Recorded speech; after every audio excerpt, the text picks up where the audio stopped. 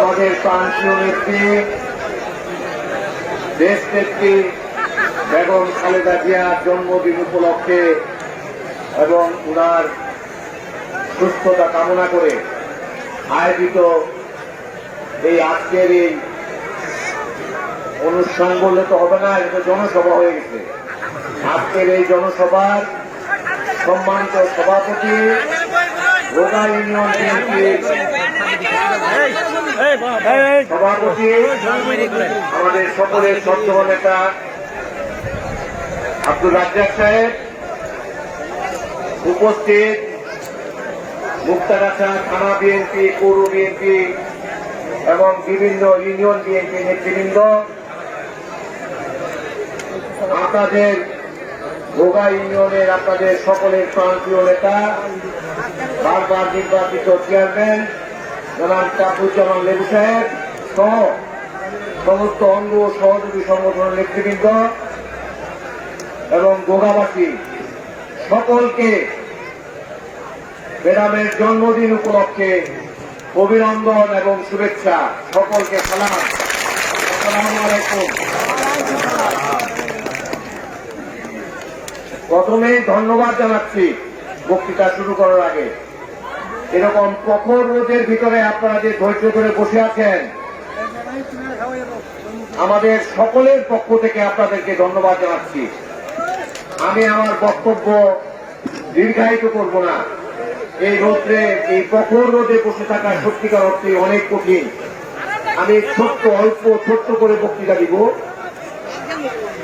আমরা এই ছাত্র জনতা আন্দোলনে স্বৈরাচারী শেখ হাসিনার বিদায় করে দিতে পেরে আমরা সকলেই সারা বাংলাদেশে আনন্দ উপভোগ করছি।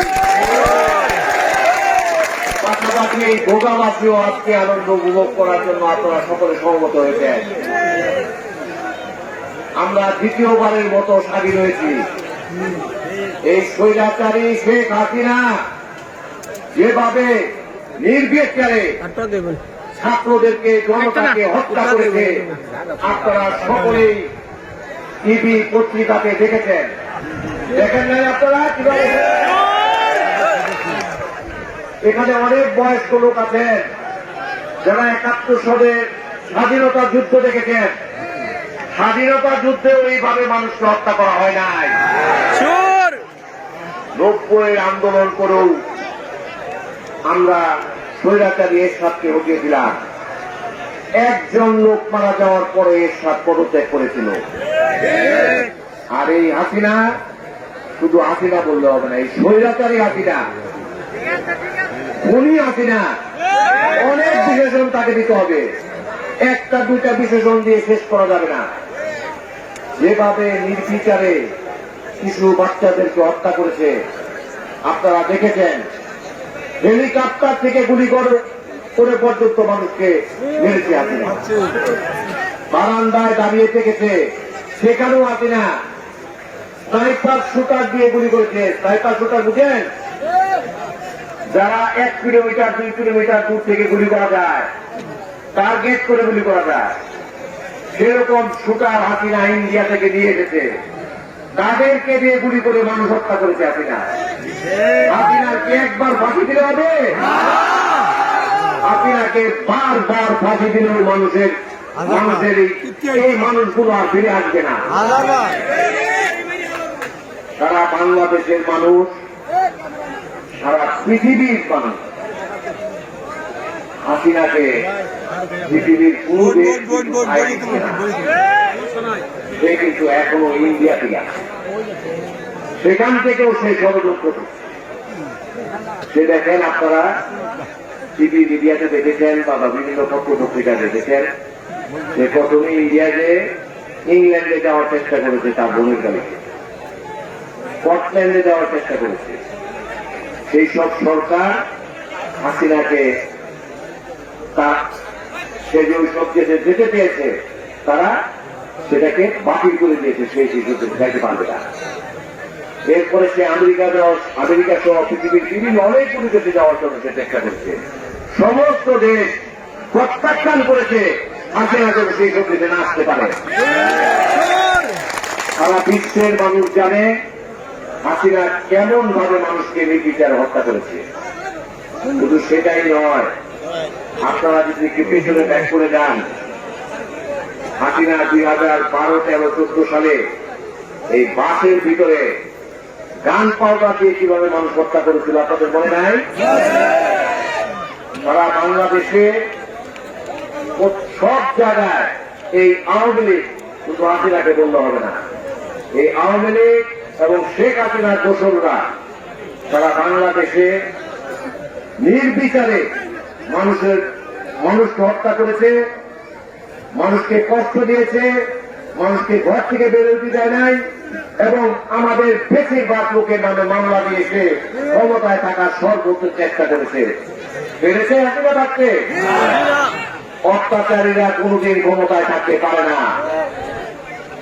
সুন্দর করে দেশ চালিয়ে, সুস্থভাবে দেশ চালিয়ে, মানুষের ভালোবাসা নিয়ে এই দেশে ক্ষমতায় থাকতে হবে, যেটা বিএনপি করেছিল। আমাদের প্রান্তীয় নেত্রী, দেশ নেত্রী বেগম খালেদা জিয়া তিনবারের প্রধানমন্ত্রী হয়েছিলেন আপনাদের ভালোবাসা নিয়ে, যারা বাংলার মানুষের ভালোবাসা নিয়ে হয়েছিলেন। আপনারা দেখেন, মোশাররফ সাহেব 2 বার মুক্তাগাছার এমপি হয়েছেন, মন্ত্রী হয়েছেন, আপনারা সকলে তাকে ভালোবেসে ভোট দিয়েছেন। মোশাররফ সাহেবকে আপনারা কেমন ভালোবেসেছেন সেটা তার জানাজায় দেখা গেছে। এই মুক্তাগাছার খেলার মাঠ জীবনে পুলিশ গড়ে নাই মোশাররফ সাহেবের জানাজা ছাড়া। এই মাঠ ভরে গিয়েছিল। মুক্তাগাছার মানুষ তার প্রতি শ্রদ্ধা, ভালোবাসা দেখিয়ে দিয়েছে সারা বাংলাদেশকে। মোশাররফ সাহেব কত জনপ্রিয় ছিল মুক্তাগাছায়। আমাদের নেত্রী অসুস্থ, আমরা যখনই খবর পাই আমাদের নেত্রীর শরীরটা একটু খারাপ হয়ে গেছে, আমরা মুখ দিয়ে শুধু বলেছি সব মসজিদে মোনাজাত করতে হবে মেয়েটার জন্য। সারা মুক্তাগাছার সমস্ত মসজিদে মেয়েটার জন্য দোয়া হয়েছে, আপনারাই দোয়া করেছেন। এটাও মেয়েটার জন্য ভালোবাসা। আজকে যদি শেখ হাসিনার কোন ধরনের কোন অঘটন ঘটে বা অসুস্থ হয়ে যায়, এই মসজিদেও মানুষ যাবে না তার জন্য দোয়া করা। এমন পরিস্থিতিতে এসেছে, সারা বাংলার মানুষ না, সারা বিশ্বের মানুষের কাছে সে বাংলাদেশকে নিম্নস্থলে নিয়ে এসেছে, বাংলাদেশটাকে সে ধ্বংস করে দিয়েছে। আমরা সকলে, শুধু মুক্তাগাছাবাসী না, সারা বাংলাদেশের জনতা, শুধু বিএনপির লোক না, সারা বাংলাদেশের মানুষ দেখতে চায় শেখ হাসিনাকে বাংলাদেশে ফিরিয়ে এনে তাকে ফাঁসি দেওয়া হোক। আপনারা চান না শেখ হাসিনার ফাঁসি হোক? সারা বাংলার মানুষ না, সারা বাংলাদেশের মানুষ বিশ্বের যত জায়গায় আছে, বাংলাদেশিরা কিন্তু এখন সারা বিশ্বে আছে, শুধু লন্ডন আমেরিকা না, ইউরোপের সব দেশে আছে, মালয়েশিয়াতে আছে, সৌদি আরবে আছে। সারা পৃথিবীর বাংলাদেশিরা আন্দোলন করেছে শেখ হাসিনাকে হটানোর জন্য। কেমন কাজ মানুষ করলে সারা বিশ্বের বাঙালিরা তাদেরকে টেনে যেতে পারে? এই বুঝতে আছে আপনার সভা নাকি আছে না? সভা কাজেই আমাদেরকে মনে রাখতে হবে, অন্যায় অবিচার করলে মানুষ কিভাবে প্রত্যাখ্যান করে, মানুষ কিভাবে ঘৃণা করে। আমরা সেই কাজ করব না। আমরা সুন্দর মুক্তাগাছা গড়ে তুলব। আমার নেতা একটা কথা বলেছেন, আমাদের বিএনপি কিন্তু এখনো ক্ষমতায় আসে নাই, তত্ত্বাবধায়ক সরকার ক্ষমতা। আমাদের রাজ্জাক ভাই একটা কথা বলেছে, আমরা এখনো আন্দোলনের ভিতরে আছি, এই রোদের ভিতরে বসে থাকতে হবে। আমাদের বিএনপি যেদিন ক্ষমতা আসবে সেদিন আমরা এই দেশ করার কাজে লেগে যাব। সকলে শান্তিপূর্ণভাবে আমরা 91 থেকে 2006 সাল পর্যন্ত মোশাররফ সাহেব যেভাবে মুক্তাগাছাকে জিতিয়েছেন, আমরা তার থেকেও ভালো করার চেষ্টা করবো ইনশাআল্লাহ। কোন কাজ, কোন ভালো কাজ, কোন কিছু করার জন্য কেউ কিন্তু একা করতে পারে না। অনেক ভালো মানুষের সংমিশ্রণে কিন্তু ভালো কাজ হয়। আপনাদের সকলকে আহ্বান জানাবো বিএনপিকে ক্ষমতায় নিয়ে আসার জন্য, যতদিন পর্যন্ত বিএনপি ক্ষমতায় না আসে, দ্যাট মিনস আগামী ইলেকশন না হয়, আপনারা ঘরে ফিরে যাবেন না। আমরা সকলে মিলে, আমিও আপনাদের সাথে মাঠে আছি, ছিলাম, থাকবো ইনশাল্লাহ। আমরা সকলে মিলে আন্দোলন সংগ্রাম করেছি, আমরা সকলে মিলে ঘরে ঘরে যাব, মানুষের সাথে কথা বলবো। আগামী ইলেকশন পর্যন্ত কেউ যেন কোনো ধরনের কোনো অঘটন না ঘটাতে পারে, সেটার জন্য আমরা সকলে মিলে একসাথে কাজ করব এবং আগামীতে বিএনপিকে ক্ষমতায় এনে আমরা ঘরে ফিরব ইনশাআল্লাহ। বক্তব্য আর দীর্ঘায়িত করতে চাই না, একটু ছায়া দেখলাম যে এটা বক্তব্য একটু বানাইছি। আসলে লোক একটা দল কিছু থাকতেই পারে, একজন লোকের 6টা সন্তান থাকলে ওর মধ্যে একটা একটু দুষ্ট হইতেই পারে। বাংলাদেশের 80% লোক এখন বিএনপির সমর্থক। কিছু ভুল ত্রুটি তো আমাদের ভিতরে আছে, আমাদের এইগুলিকে কারেকশন করতে হবে, বোঝাতে হবে, শাসন করতে হবে। কারণ এখানে শুধু বিএনপির লোকরা বসবাস করে, এখানে অনেক ধর্মের লোকরা আছে, অনেক ভিন্নমনা লোকরা আছে। যারা বিএনপি করে না তারাও তো মুক্তাগাছার মানুষ। আমরা মুক্তাগাছাবাসী সবাই ভালো থাকতে চাই। বিএনপি সেই কাজটা করে দিতে হবে, গুছিয়ে দিতে হবে। যেই কাজটা স্বৈরাচারী হাসিনা প্রতিনিধিরা মুক্তাগাছায় করেছে, আমরা সেই কাজগুলি করব না। শুধু এইটুক করলেই হবে, আর লাগবে না কিছু। আমার নেতা জিয়াউর রহমান সাহেবকে সাংবাদিকরা জিজ্ঞেস করেছিলেন, আপনি এত জনপ্রিয় কি করে হলেন এত দ্রুত? উনি একটা উত্তর দিয়েছে, শেখ মুজিবুর রহমান যা করেছে আমি সেটা করি নাই, আর উনি যেটা করেন নাই আমি সেটাই করেছি। শেখ মুজিবুর রহমান আর ওনার মেয়ে শেখ হাসিনা একই কাজ করেছে, শুধু আত্মীয়তা করেছে, আত্মীয়করণ করেছে সারা বাংলাদেশে। মুক্তাগাছায় আমার কোনো আত্মীয় নাই, আমার কোনো ভাই বোনরা এই এলাকায় থাকে না। আমি কাউরে পক্ষপাতিত্ব করব না। আমার কাছে আত্মীয় থেকে দল বড়, দলের থেকে দেশ বড়। আপনারা একটা জিনিস দেখে রাখবেন, আমি 2008 সালে মুক্তাগাছায় ইলেকশন করেছি, এরপর থেকে কিন্তু আন্দোলনই করে যাচ্ছি। অনেকেই বলে মুশাররফ সাহেব অমুক জায়গায় অনুদান দিয়েছে, তমুক জায়গায় অনুদান দিয়েছে, অমুক স্কুল করে দিয়েছে, অমুক রাস্তা করে দিয়েছে। আমার কি ক্ষমতা ছিল করা? আমি তো এই স্বৈরাচারী সরকারকে হটানোর আন্দোলন করতে করতেই ব্যস্ত ছিলাম। এবং আপনারা সকলে মিলেই তো আমার সাথে আন্দোলন করেছেন। আপনারা দেখেন 28 অক্টোবরের পরে আপনাদের এই এলাকায় মিছিল করতে এসেছিলাম, মনে আছে না? কয়েক ঘন্টা পুলিশের গাড়ি ছিল। আমি এই মধুপুরের জঙ্গলে ছিলাম, অন্ধকারের ভিতরে মশার কাপড় খেয়েছি। আমি কিন্তু ব্যাক করে যাই নাই, আমি কিন্তু মিছিল করে গিয়েছি। আমি ভেঙে যাওয়ার লোক না, পালিয়ে যাওয়ার লোক না, আমি কাউকে ভয় পাই না।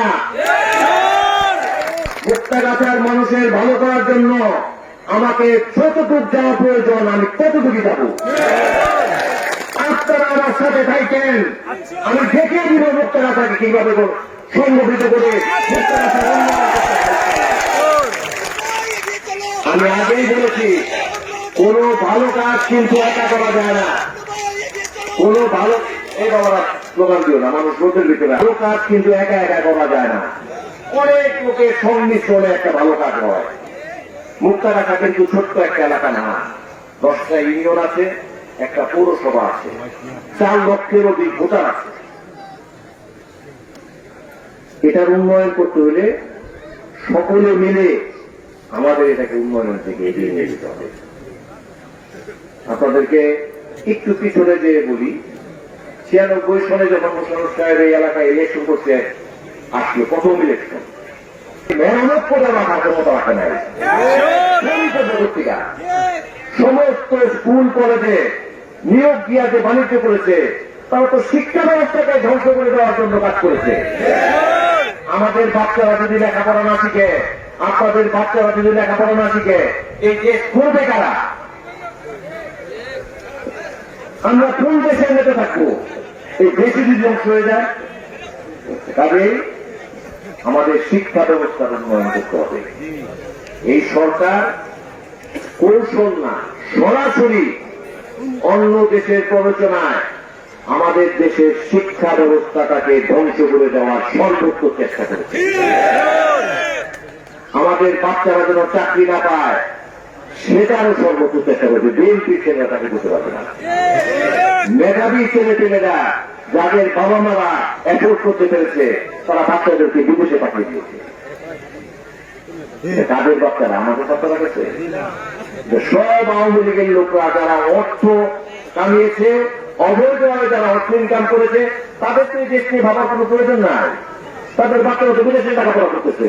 এই দেশ গৌড়া যাক, তারা চিন্তাই করছে সেটা। আমরা এই মাটিতে থাকবো।